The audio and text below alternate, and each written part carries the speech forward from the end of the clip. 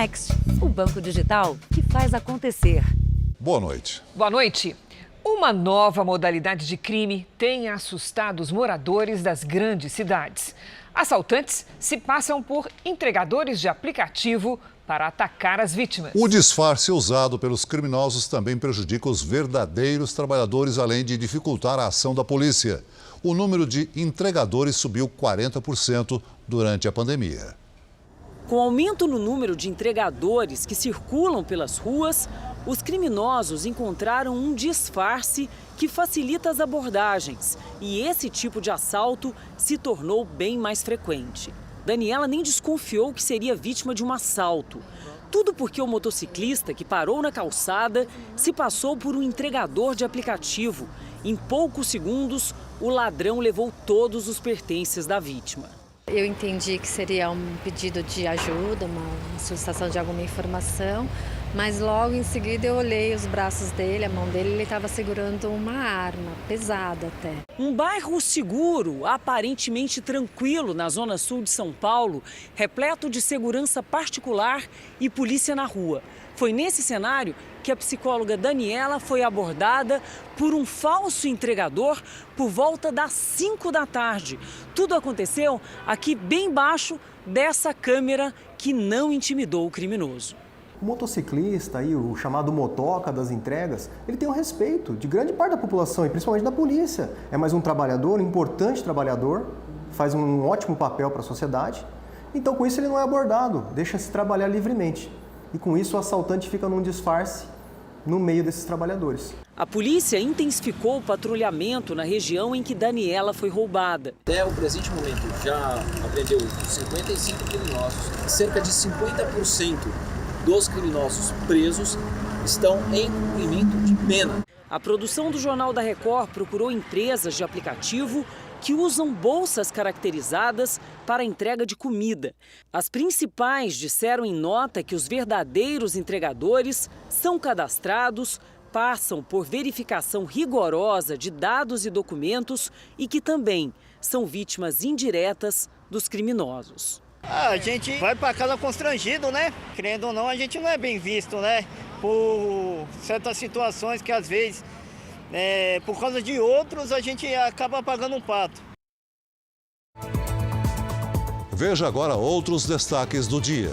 Presidente Bolsonaro diz que mudança de pandemia para endemia deve acontecer nos próximos dias. Avião que levava 3 brasileiros desaparece na fronteira da Argentina. Após suposto massacre de civis, ONU suspende a Rússia do Conselho dos Direitos Humanos. Nossas equipes mostram os protestos violentos que ameaçam o governo peruano. Na região mais pobre de São Paulo, o caminho para a escola é embaixo de sol forte até para os alunos mais novos.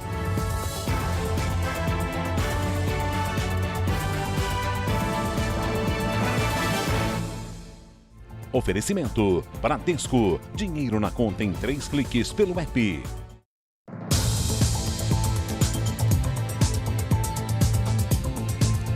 A polícia investiga 2 lojas de carro que podem ter lesado mais de 100 pessoas na região metropolitana de São Paulo. Os proprietários, Celso, fecharam as portas e sumiram. Os clientes que deixaram os carros para vender não receberam os valores e quem comprou um veículo ficou sem os documentos ou com dívidas, só descobertas agora.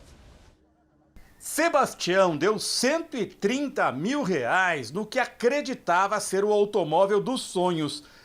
Mas quando foi investigar... Ele não entregou documento, eu fiquei pressionando, eu acabei descobrindo que o carro está financiado em 91 mil e tem 3 mil de multa e falta IPVA 2021 e 2022. O Alexandre deixou o carro para a loja vender, apostando em um bom negócio.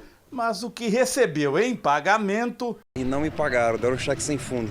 Perdi em torno de R$80 mil. Por enquanto, 64 pessoas denunciam o que chamam de golpe. Como prova, mostram contratos, notas fiscais e transferências bancárias. Todos os negócios foram feitos em 2 lojas de veículos, que, segundo as vítimas, trabalhavam juntas. As 2 lojas foram fechadas E os responsáveis pelos negócios desapareceram sem deixar pistas dos 2 auto-shoppings em que atuavam, em São Bernardo do Campo, no ABC Paulista. As 2 empresas são investigadas pela polícia. Os proprietários não quiseram se manifestar. Pamela espera uma resposta. Ela investiu R$67 mil num automóvel que parou de funcionar semanas depois da compra. A gente deixou o carro lá durante 18 dias. Quando voltamos lá, a loja já estava lacrada. Eu tirei o carro de lá no guincho e agora estou com o carro parado e sem documentação. Golpes desse tipo podem ser evitados com uma checagem que o próprio comprador pode fazer. Peça cópia do documento do veículo, porque ali você vai conseguir ter a placa, o número de chassi, o nome da pessoa responsável. Ali você consegue fazer o histórico de origem desse veículo e não ser surpreendido futuramente com alguma notícia de que o veículo está penhorado num processo, bloqueado numa ação ou eventualmente tem uma dívida muito grande. Para o Valmir é tarde. Motorista de aplicativo, ele não pode nem sair de casa com medo de perder o carro. Só agora ele descobriu que o veículo tem R$38 mil em dívidas com uma financeira. Fui ver, o carro está alienado com 27 prestações de R$ 1.400, que eu não sei o que eu vou fazer, né? E agora eu estou com o carro parado, sem documentos, não posso trabalhar, sem trabalhar, por causa disso. Uma disputa entre facções criminosas tem provocado uma onda de homicídios em Porto Alegre. Até escolas tiveram que ser fechadas por causa dos tiroteios. De acordo com a polícia, quadrilhas de traficantes travam uma guerra pelo domínio do tráfico de drogas em ao menos 19 bairros de Porto Alegre. Desde fevereiro, 20 pessoas já morreram na capital gaúcha por causa dos confrontos. A investigação aponta que o conflito é entre uma facção de Porto Alegre e uma outra formada na região do Vale dos Sinos. A disputa por território gerou uma onda de tiroteios e assassinatos, alguns com características de execução. A suspeita é de que as ordens para os ataques tenham partido de dentro de presídios. Esta escola teve que fechar as portas depois que tiros atingiram as paredes do prédio. Mais de 1.000 alunos estão sem aulas. O policiamento foi intensificado nas regiões onde tem ocorrido a maior parte dos confrontos. A Ucrânia realiza uma operação especial para retirar civis do leste do país, perto da fronteira com a Rússia. Isso porque as operações militares russas devem se concentrar nessas regiões. A Rússia divulgou imagens de mísseis de alta precisão lançados contra o leste da Ucrânia.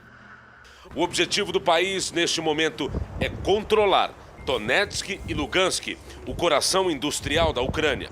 A Rússia apoia as forças separatistas nessas regiões e considera as 2 repúblicas independentes. A TV estatal da Rússia divulgou imagens de pacientes sendo retirados por militares russos de um hospital da cidade portuária de Mariupol, em Donetsk. Moscou acusa a Ucrânia de usar essas pessoas como escudos humanos, mas Kiev nega. De acordo com a Organização Mundial da Saúde, os russos realizaram 91 ataques contra serviços de saúde ucranianos, incluindo ambulâncias, hospitais e clínicas.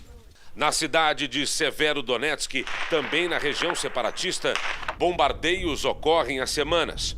Policiais da Ucrânia procuram por pessoas abrigadas em porões. Muitas são levadas para Lviv, do outro lado do país, perto da Polônia. Essa senhora diz que só quer a paz. Em meio à retirada de civis do leste da Ucrânia, o combate continua. O presidente ucraniano pediu hoje que mais armas sejam enviadas pelos aliados do Ocidente para auxiliar no combate à invasão russa. Moscou, por outro lado, alertou que uma ajuda militar aos ucranianos pode atrapalhar as negociações de paz. Volodymyr Zelensky também pediu ao Ocidente que leve a Rússia à justiça, citando o suposto massacre na cidade de Bucha, que é alvo de investigação. O governo russo afirma que nenhum civil foi submetido à violência enquanto a cidade estava sob o controle de Moscou. Mais ao norte, em Chernobyl, imagens divulgadas pela Ucrânia mostram trincheiras supostamente feitas por tropas russas durante a ocupação da região, o que pode ter levantado poeira radioativa. A área fica perto da usina desativada há mais de 20 anos, depois de um acidente nuclear. A invasão russa na Ucrânia chega à 6ª semana. O exército de Putin mudou de estratégia e agora as tropas atacam em 3 frentes. A Giovana Arizardo detalha no mapa da guerra.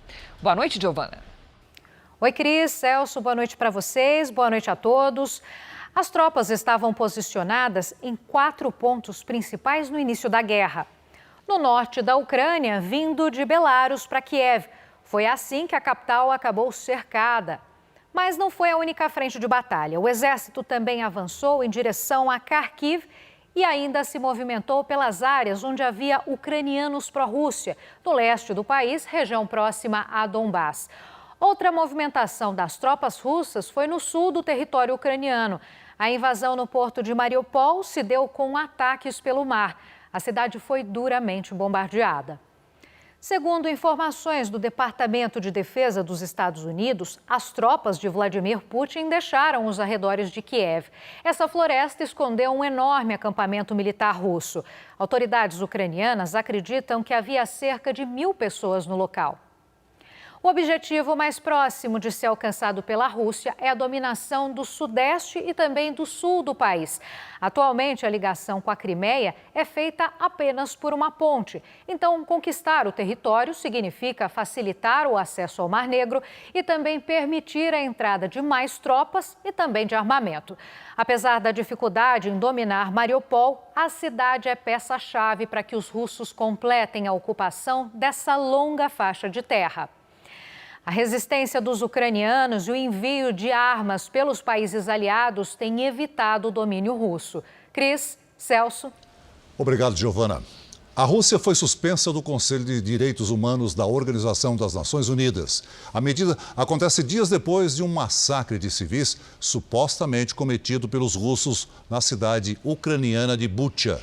Também hoje, a União Europeia aprovou um embargo ao carvão russo e o fechamento dos portos aos navios do país. 93 países votaram a favor da suspensão da Rússia. A medida entra em vigor a partir de hoje. 24 países votaram contra, entre eles a China. E 58 países optaram por se abster, ou seja, não declararam uma posição, entre eles o Brasil. Os países alegaram que a retirada da Rússia do Conselho poderia agravar ainda mais a guerra. A suspensão foi motivada pelos relatos de violações de direitos humanos por tropas russas invasoras na Ucrânia. Como o que aconteceu em Bucha, onde centenas de corpos foram encontrados nas ruas, com sinais de execução, quando a região foi desocupada. A Rússia nega ter violado direitos humanos e diz que a situação em Bucha é uma armação. O país considerou a suspensão ilegal e motivada politicamente com o objetivo de punir de maneira ostensiva um Estado membro soberano da ONU que tem uma política doméstica e externa independente. A suspensão é a segunda na história da ONU e a primeira de um país que faz parte do Conselho Permanente de Segurança da ONU. Em 2011, a Assembleia Geral da ONU retirou a Líbia do Conselho de Direitos Humanos. Na época, a decisão foi tomada por causa da violência do governo de Muammar Gaddafi contra manifestantes. Também nesta quinta, a União Europeia aumentou as sanções e anunciou um embargo ao carvão russo, além do fechamento dos portos às embarcações do país. O Kremlin, por sua vez, reconheceu que as perdas de soldados na invasão da Ucrânia são significativas. Não houve divulgação no número de mortos. Veja a seguir, redução na conta de luz pode ser de até 20% a partir do mês que vem. E na série especial, crianças da região mais pobre do estado de São Paulo enfrentam sol e chuva para chegar a pé à escola.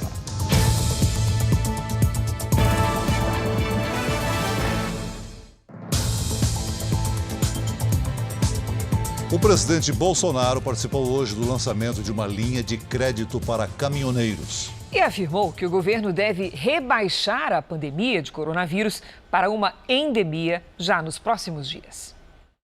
Com a novidade, os caminhoneiros poderão antecipar junto ao Banco do Brasil valores de fretes que ainda serão feitos. Quem optar pelo adiantamento vai pagar juros a partir de 1,79% ao mês. A instituição financeira também anunciou crédito para produtores rurais, tendo como garantia a preservação ambiental. No evento, o presidente comemorou o fato de a Câmara dos Deputados não ter aprovado o requerimento de urgência para a votação do projeto das fake news.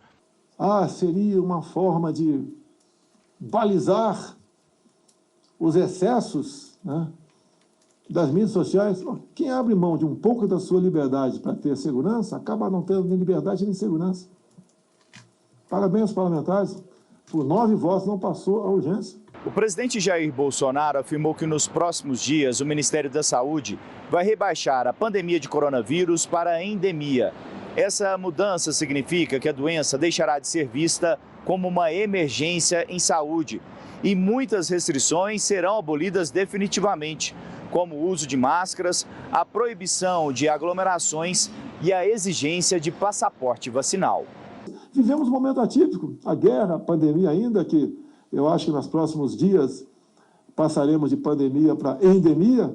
Por definição, a pandemia acontece quando uma doença infecciosa se espalha por todo o planeta. Já a endemia atinge uma grande população, muitas vezes em ciclos, mas sem aumento descontrolado no número de casos. O presidente também comentou as cotações do dólar e do petróleo. Estamos vendo o dólar afundar, estamos vendo também agora há pouco, tive a notícia que o Brent lá fora baixou de 100 dólares, isso ajuda a gente realmente ter uma certa previsibilidade. Apesar de falar sobre o preço dos combustíveis, o presidente não comentou as trocas na Petrobras. Nesta quinta-feira, um comitê da estatal aprovou o nome de Márcio Andrade Weber para presidente do Conselho de Administração da empresa. Márcio Weber já estava no conselho e deve assumir o comando do órgão agora.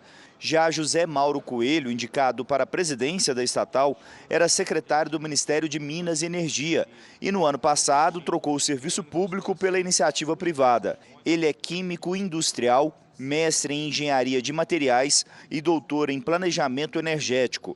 Para assumir efetivamente os cargos, os dois ainda precisam da aprovação da Assembleia da Petrobras na quarta-feira da semana que vem.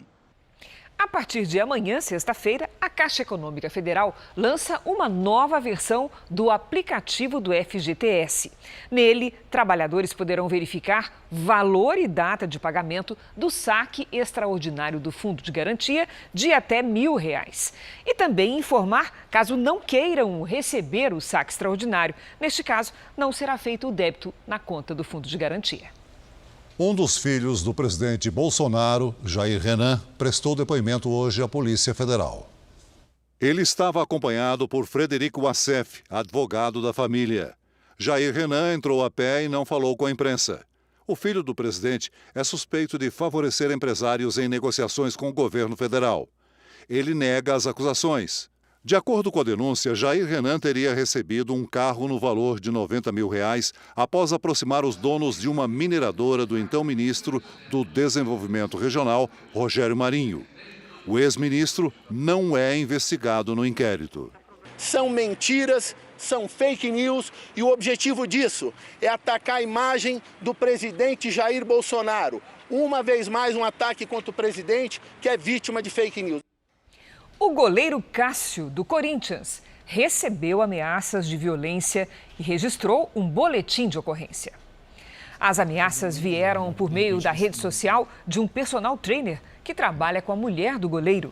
São áudios e mensagens ameaçando o jogador com uma foto de revólver e balas. O time vem sendo criticado pela torcida pelos maus resultados em campo. O Corinthians repudiou os atos e declarou que já acionou a polícia para garantir a segurança do atleta e de sua família. Veja a seguir, avião com 3 brasileiros desaparece durante voo na Argentina. E na série especial, a difícil rotina de crianças do Vale do Ribeira, região mais pobre de São Paulo. Elas precisam caminhar por várias horas para chegar à escola.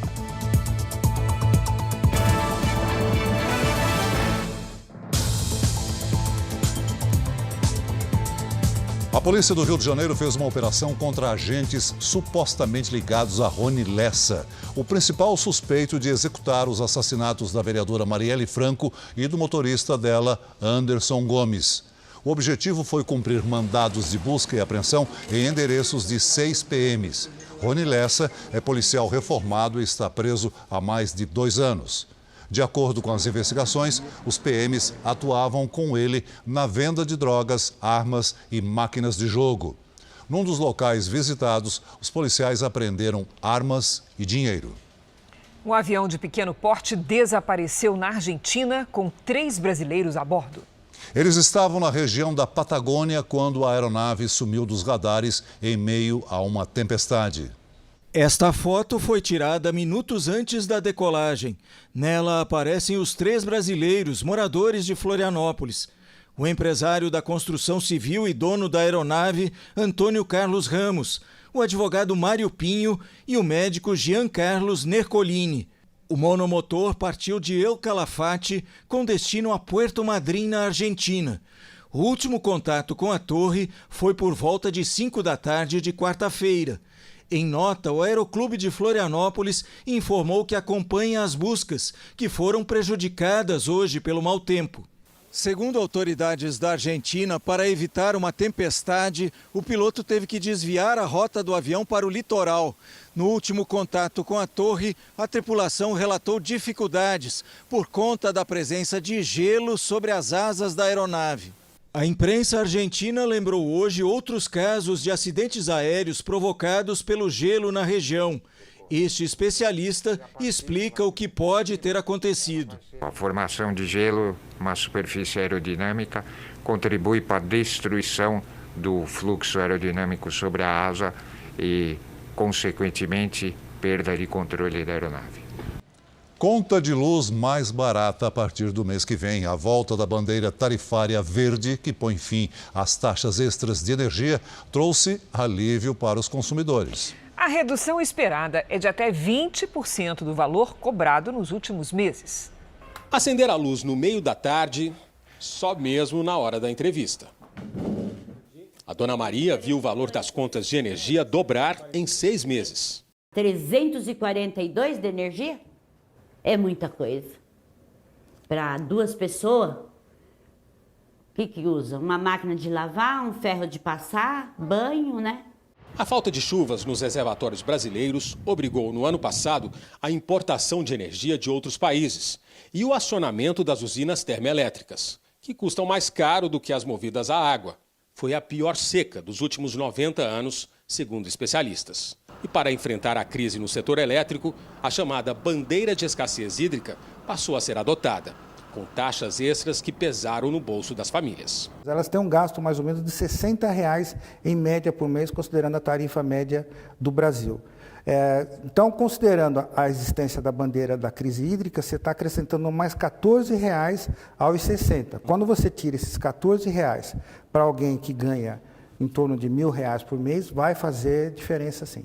A cobrança adicional termina em 16 de abril. Mas a dona Maria não vai parar de economizar. Controle total. Luz, chuveiro, luz que tá, televisão que tá ligada, que não tem necessidade, tudo. Posso nem ver um fio ligado na tomada que eu estou tirando, né? A mudança para a bandeira verde deve ficar mais evidente no bolso dos consumidores a partir do mês que vem. Com a nova tarifa, a conta de luz pode diminuir em média 20%. E a expectativa é que a bandeira verde fique em vigor até o fim do ano. Durante evento em Brasília, o ministro da Economia, Paulo Guedes, defendeu mais uma vez a privatização da Eletrobras, o que renderia, segundo estimativas dele, 100 bilhões de reais aos cofres públicos. O futuro da energia brasileira está em jogo. Nós fomos atingidos por 2 crises, né? Primeiro, uma crise que foi a pandemia, e aí veio uma segunda crise agora, é uma guerra, que nos acelerou em direção à transição energética. E é muito importante que é um grito de independência do Brasil, no sentido de que nós vamos realmente destravar toda a fronteira de investimentos em todas as suas dimensões, nesses subsetores do setor de energia. As passagens aéreas subiram até 62% este ano. O aumento no número de passageiros e a alta no preço do querosene para a aviação estão entre os principais motivos. Mais de um ano planejando a primeira viagem ao Nordeste e o Marcelo e a Jaqueline quase desistiram por causa dos preços das passagens aéreas. A gente ficava de madrugada procurando preços mais acessíveis. E vários sites. Pesquisamos bastante, viu? A gente ficou, acho que, uns 3, 4 meses pesquisando para poder achar essa mais em conta. No trabalho do Leandro, viajar faz parte da rotina. Quase toda semana eu estou dentro do avião. Na maioria das vezes viagem a trabalho, mas umas 4 ou 5 vezes por mês, nos meses de maior frequência de viagens. O custo com os voos nunca pesou tanto. E algumas passagens que eu tinha comprado há uns 2 anos atrás, um pouquinho antes da pandemia, eu tinha pago 5 vezes mais barato do que eu tenho visto hoje em dia. Está cada vez mais difícil encontrar bons preços. Um levantamento de um site de buscas por viagens mostra que as passagens subiram desde o início do ano até 62%, dependendo do trajeto. Com o fim das restrições provocadas pela pandemia, o aumento no número de passageiros favorece os reajustes. Tem gente querendo viajar e tem gente disposta a pagar por essas passagens. As companhias aéreas dizem que um dos principais motivos para as passagens ficarem mais caras é o preço do combustível, que pode representar até metade do custo total das operações. No primeiro trimestre, o querosene de aviação subiu quase 16%. O combustível de aviação é um derivado do petróleo. Na semana passada, ele subiu de novo nas refinarias, em torno de 18%. Como a cotação internacional do petróleo está instável por causa da guerra na Ucrânia e a procura por voos no Brasil está aquecida, a tendência é de passagens ainda mais caras. O setor turismo como um todo sofreu demais na pandemia. Natural que os preços desse setor subam um pouco, até para recuperar o prejuízo todo que eles tiveram e para recompor os custos que também subiram. A viagem de férias do Wagner e da Maísa dessa vez é diferente, sem os 3 filhos. A gente teve que explicar que agora tem a viagem do papai e da mamãe e depois tem a viagem com todo mundo. Eles tiveram que compreender. Mais de 50 pessoas entraram esta semana para a chamada lista suja do Ministério do Trabalho. Elas são acusadas de manter os funcionários em locais onde as condições eram parecidas com a escravidão. Em um ano, esse tipo de crime cresceu 70% no Brasil. O senhor de 70 anos anda com dificuldade pelo terreno que cuidou ao longo de quase 2 décadas. Aqui não tinha nada, só era mato, foi eu que plantei. O trabalhador lembra que chegou aqui para tomar conta de tudo e ganhar R$200 por mês. Mas nos últimos tempos, nem isso recebeu. Diz que era cobrado até pelo barraco onde dormia. Me dava um recibo de aluguel para quando eu sair não ter direito a nada. O idoso foi resgatado por auditores fiscais da Superintendência do Trabalho na periferia de Salvador. A mulher que o contratou acaba de ser incluída na chamada lista suja do trabalho escravo. O documento é atualizado pelo Ministério do Trabalho a cada 6 meses e conta agora com 89 nomes. Os empregadores que constam nessa lista suja, eles ficam proibidos de obter créditos com bancos públicos. E também os bancos privados, eles utilizam essa lista como um balizador para o risco de crédito. Em todo o ano passado, o Ministério do Trabalho coordenou operações conjuntas que resgataram mais de 1.600 trabalhadores. O número de denúncias subiu 70% em relação a 2020. Em áreas urbanas, uma das modalidades mais flagradas é o trabalho doméstico em condições análogas à escravidão. No Rio de Janeiro, a Polícia Civil cumpriu mandados de busca e apreensão na casa e no gabinete do vereador Gabriel Monteiro, do PL. Ele é investigado pelo vazamento de um vídeo íntimo com uma adolescente de 15 anos. Os policiais estiveram na casa de Gabriel Monteiro em um condomínio na Barra da Tijuca, zona oeste do Rio. Um carro blindado, computadores e celulares foram apreendidos. Mandados também foram cumpridos no gabinete do vereador e em outros 9 endereços. Foram várias partes envolvidas, não somente o vereador, também pessoas que supostamente teriam problemas de natureza pessoal, profissional com ele, vão ser ouvidos novamente. O objetivo principal da operação é saber como o vídeo do vereador e da adolescente foi divulgado. A Justiça autorizou a quebra do sigilo de mensagens em aplicativos, ligações ou qualquer tipo de arquivo de mídia que tenha sido compartilhado pelo vereador. Mesmo os que já foram apagados, podem ser recuperados pelos peritos. O vereador e a adolescente afirmam que os dois quiseram ter relação sexual e sabiam da gravação. Os responsáveis pela menina disseram na delegacia que sabiam do relacionamento. Gabriel acusa ex-funcionários pelo compartilhamento do vídeo. Foram na minha casa e não encontraram nenhum ilícito. Procuraram a casa toda. Não sou eu que estou publicando, não sou eu que estou fazendo isso. O parlamentar também é investigado pelo Conselho de Ética da Câmara dos Vereadores por denúncias de agressões, assédio moral e sexual feitas por ex-funcionários. Nós procuramos o PL, mas o partido não se pronunciou. O relator do processo contra o deputado Arthur Duval, do União Brasil, pediu a cassação do parlamentar. Ele concluiu que o deputado quebrou o decoro parlamentar quando desrespeitou as mulheres ucranianas em áudios mandados para amigos. Caso o processo vá adiante, o pedido de cassação terá de ser aprovado em plenário pela maioria dos deputados da Casa. Arthur Duval diz estar confiante na absolvição. Um avião cargueiro se partiu ao meio depois de pousar na cidade de San José, na Costa Rica. Segundo autoridades, a aeronave seguia para Guatemala, mas precisou voltar por causa de problemas hidráulicos. O Boeing 757 passou quase 1 hora no ar e, ao aterrissar, acabou se partindo em dois. Só havia um piloto e um copiloto no avião. Nenhum dos dois se feriu com gravidade. O Tribunal Superior Eleitoral autorizou que os brasileiros no exterior possam votar também fora das embaixadas e consulados.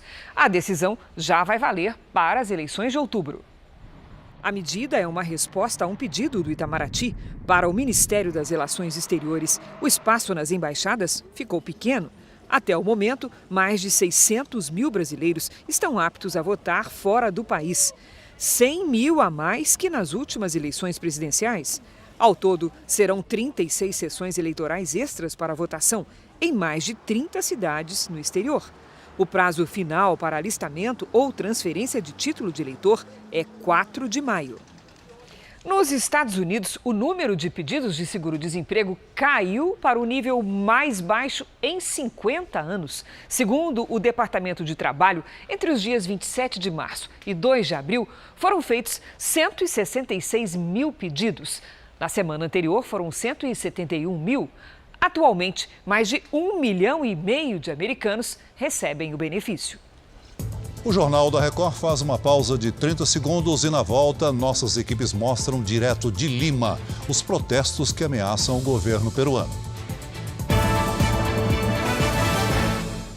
O presidente do Fundo Nacional de Desenvolvimento da Educação, o FNDE, esteve hoje no Senado e negou ter conhecimento de irregularidades na liberação de verbas do Ministério da Educação.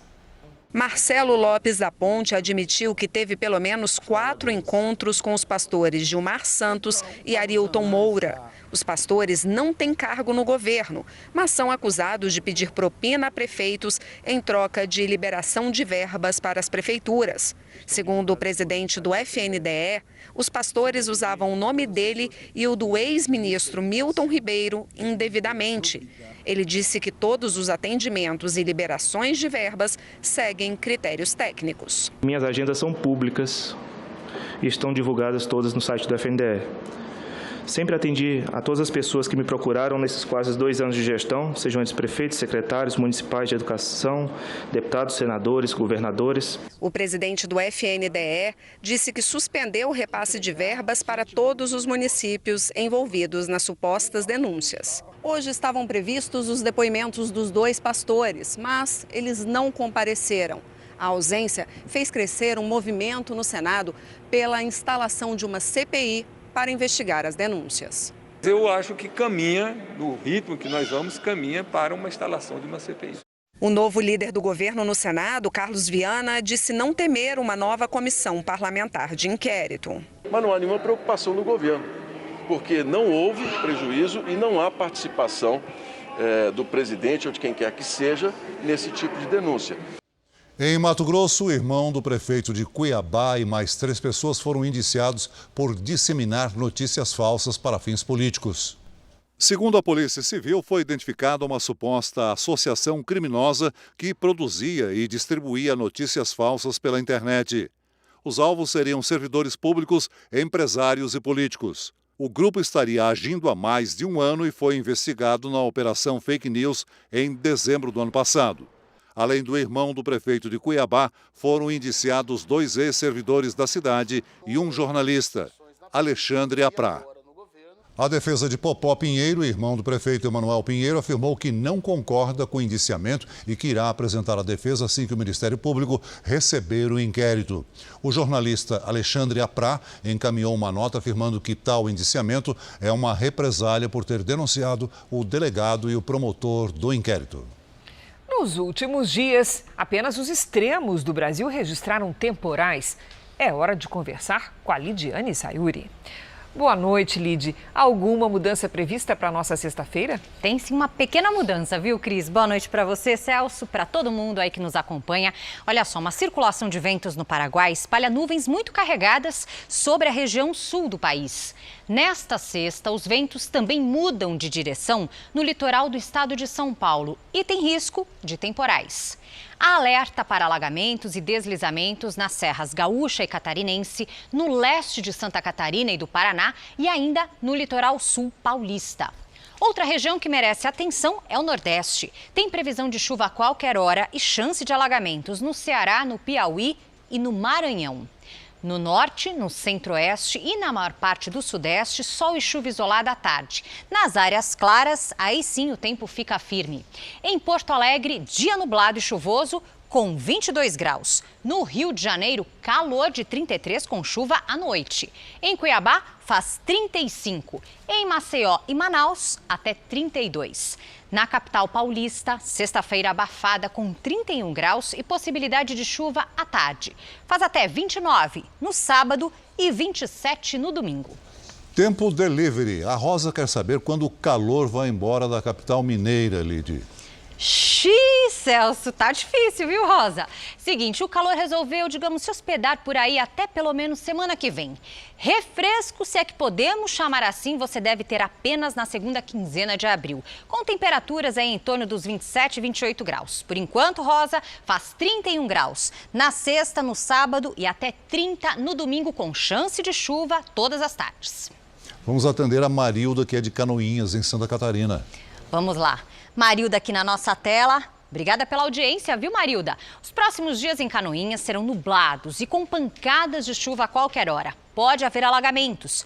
Máxima de 23 graus. Faça como elas e participe também do Tempo Delivery pelas redes sociais. Basta mandar uma mensagem com a hashtag #VocênoJR. Boa noite, gente. Até amanhã. Obrigada, Lidy. Até amanhã, Lidy. Na Colômbia, inundações mataram pelo menos 11 pessoas. A chuva atingiu principalmente a província de Antioquia. Autoridades afirmam que pelo menos 10 pessoas ainda estão desaparecidas.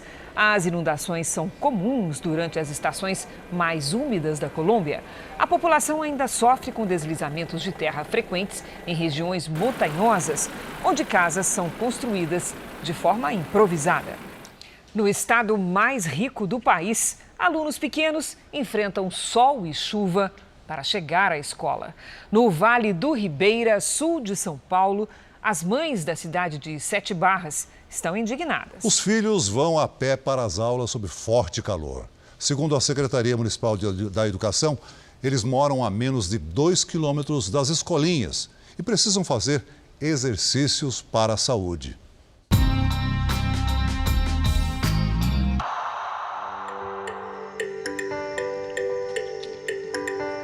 Não são nem 6 da manhã e as crianças começam a aparecer na rua já prontinhas para estudar. Estamos em Sete Barras, interior paulista. A cidade do Vale do Ribeira tem cerca de 13 mil habitantes. Hoje tem educação física, matemática e língua portuguesa. Esse bairro, Rio Preto, fica a cerca de 30 quilômetros do centro de Sete Barras. O problema é que tem criança aqui que estuda em outra cidade e leva até 2 horas para chegar na escola. Isso quando o ônibus não quebra no meio do caminho. Esse ano mesmo, eu acho que já aconteceu umas 3 vezes. E sempre falar que chega atrasado na escola. A gente não sabe se vai desencalhar, alguém vem com a máquina, sabe, para tirar o ônibus de lá. Porque ele fica atolado mesmo na lama. Fica. Evelyn faz curso técnico de administração. Quer ser engenheira agrônoma. Nicole sonha com a carreira de advogada. Eu gosto de ir para a escola, mas é cansativo mesmo. Esse bairro aqui fica mais perto do centro, é mais urbanizado também. Essa rua é de terra, mas grande parte do caminho até a escola tem asfalto. Só o que não tem aqui é transporte escolar. A Esther mora nessa casa com os 2 filhos. Esther, me conta, de caminhada daqui da tua casa até a escola deles, quanto tempo? É 1 hora ou mais de caminhada, porque as crianças demoram, né, para caminhar, e os pais das crianças são meio lentos, devagar. Por isso, o almoço tem que ser cedo. 10h30 da manhã já tá todo mundo na mesa comendo. Tem que ser cedo mesmo, porque aí eles almoçam, né? Porque se não almoçar, eles ficam com fome no caminho, né? 11h30 em ponto, a gente tá saindo de casa porque o Pedro, o mais novo, entra na escola 12h30. Agora já tá mais de 30 graus e a sensação térmica é de 37 graus. Não tá fácil nessa caminhada. Sol a pino e um monte de criança indo estudar. Ela não reclama, não? Reclama. Reclama de dor de cabeça, dor nas pernas. Ela fica cansada? Sim. Antes tinha ônibus? Sim, antes tinha. Agora não tem mais. Não tem mais. As mães e pais se uniram e fizeram esse abaixo-assinado, com quase 100 assinaturas, pedindo o transporte escolar de volta. Vamos falar com a secretária da Educação. Já mandou isso aqui já para nós.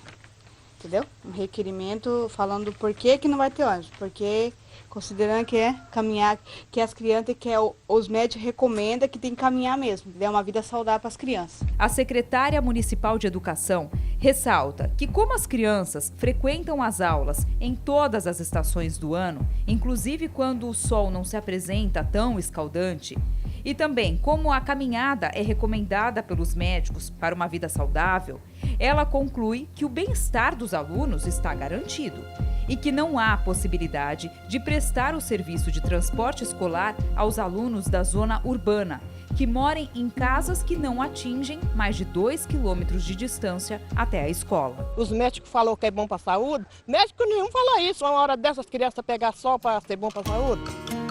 Sem transporte escolar oficial, tem aluno que vem em perua como essa, improvisada, claramente sem segurança, com criança até no banco da frente. Pedro, o filho mais novo da Esther, chega na escola. Para Esther agora tem a segunda etapa, que é levar o Lucas na outra escola. Subiu o morro lá, cansado, e tem que levar o outro aqui suando para ir para a escola. Nesse trecho da rodovia não tem acostamento. Mãe e filho vão espremidinhos no canto da estrada. Risco diário que não podem evitar. Chegou já cansado na escola? Sim. Eu cheguei cansado. Muito longe, né? Uhum. Em dia de chuva e frio, os desafios são outros. Cada veículo desse leva um grupo para um bairro diferente da cidade. Quem tá doido para ir para casa agora? Todo mundo quer ir para casa, né? Tá bom, então vamos. Qual aluno não quer chegar logo em casa depois da aula? Para essa turma, o caminho é longo. 15 quilômetros numa estrada de terra estreita e esburacada. Eles moram em uma área rural. Mais de 1 hora depois, a perua chega na última casa para entregar as 2 últimas crianças, os irmãos Sara e Eduardo. Muita chuva hoje, frio também. Eduardo, o que você quer fazer agora? Comer e dormir. Tá com fome, cansado? Sim. O motorista, seu José, é testemunha dessa luta para estudar. Batalhar para nós entregar nossas crianças, né, todos os dias aqui, né, certinho, bonitinho, horário correto, para nossas crianças estudar e ser alguém na vida. A perua vai embora e para essas crianças está na hora de descansar, porque amanhã, faça sol, faça chuva, tem prova. A Prefeitura de Sete Barras nos respondeu que o transporte escolar é concedido de acordo com leis federais e que essas normas determinam que o serviço seja oferecido a crianças que morem a mais de 2 quilômetros da escola. A prefeitura declara também que cumpre sua obrigação de garantir acesso à escola pública e gratuita próxima à residência do aluno, conforme prevê o Estatuto da Criança e do Adolescente. Pelo 4º dia seguido, manifestantes protestam contra a alta nos preços dos combustíveis e dos alimentos. 5 pessoas já morreram durante as manifestações. Nossos enviados especiais ao Peru, Luiz Felipe Silveira e Fábio Menegatti, mostram a situação no país. Trabalhadores de diversas categorias foram às ruas em Lima, capital do Peru, cobrar ações do presidente Pedro Castilho para conter a crise. Lúcio Castro, que é dirigente do Sindicato dos Professores, acha que o governo do país não cumpre o que prometeu. Cumpram seus compromissos. Ontem, os protestos mais violentos aconteceram na cidade de Ica, a cerca de 300 quilômetros da capital do país. Uma das principais rodovias do Peru foi bloqueada. Os únicos veículos que conseguiam passar pelo bloqueio levavam comida e gasolina. O desgaste do presidente peruano só aumenta. Uma última pesquisa de opinião mostra que a rejeição a Pedro Castilho já chega a 76%. Políticos dizem que um pedido de renúncia seria a alternativa mais rápida e prática para conter a onda de protestos que se espalha pelo país. Há 4 dias, o país enfrenta confrontos violentos. As manifestações são motivadas pelo aumento nos preços dos combustíveis e dos alimentos. O presidente Pedro Castilho, ex-líder sindical, está no poder há 8 meses e já enfrentou 2 processos de impeachment por suspeita de corrupção. Hoje ele participou de uma reunião de emergência com ministros de governo e também visitou uma comunidade na região central do país. O estado do Pará é o maior produtor de cacau do Brasil e um dos principais do mundo. A expectativa para esse ano é que a colheita no estado passe das 140 mil toneladas, metade da produção nacional. Da fruta se aproveita tudo. A casca serve de adubo, a polpa vira um suco bem nutritivo e o caroço é o mais cobiçado. É da amêndoa do cacau que se faz o chocolate, produção que tem aumentado a cada ano. O Brasil é o 5º maior produtor de cacau do mundo. As plantações de cacau aqui no Pará ainda são feitas de forma tradicional, no meio da floresta, junto com outras espécies nativas. Por isso, o cacau da Amazônia é tão procurado no mundo todo. O Pará é o maior produtor de cacau do Brasil, responsável por quase metade da produção do país. A Bahia aparece em segundo lugar. Nos 2 estados, as amêndoas são transformadas em barras e enviadas para as regiões sul e sudeste, onde ficam as grandes fábricas de chocolate. O cacau cultivado na floresta, ele fica mais suculento, ele tem notas de sabores bem diferenciados, né? Que isso desperta muito a procura, né? pelo produto amazônico. No Pará, a área plantada de cacau chega a quase 210 mil hectares, o que equivale a 10 vezes o tamanho da cidade de São Paulo.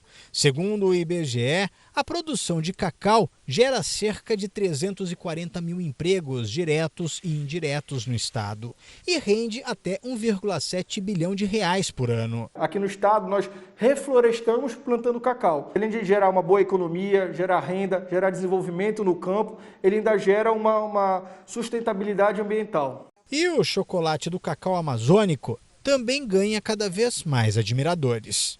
Então as pessoas quando chegam aqui se deparam com esse tipo de floresta, né? O tipo de vegetação que tem, que o cacau tá junto, eles ficam encantados.